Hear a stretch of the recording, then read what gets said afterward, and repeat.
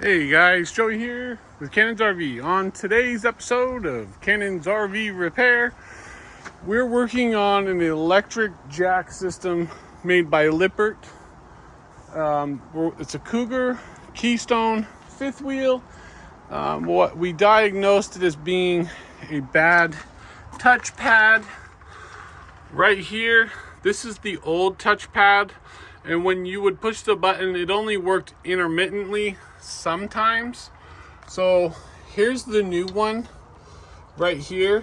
When you do change this out, you want to make sure that you replace the plastic piece that it comes in, because it'll fit better, I promise you. Otherwise you'll be pushing on this one a lot harder than you should be, just to try to get it to fit in there.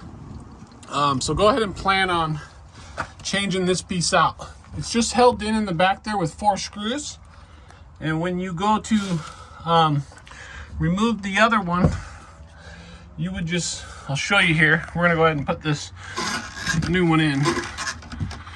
I'll do a little demo for you. I'm kind of doing the video backwards today. So you want to slide it in. And it takes a little bit of pressure, but it pops in. So I'm gonna go ahead and move the light a little there. I don't know if it's causing a shadow here. There we go. Okay, so let me move my hand so I can get rid of the shadow here. If you look at the top, go ahead and take this off. If you look at the top here, it's got this small little piece right there that you can put your flathead into it. I've already had to do it once, but you put your flathead into that little slot and then pop down on it just a little bit, or a lot. Just don't stab the screwdriver into the back. But they're pretty easy to take off yourself.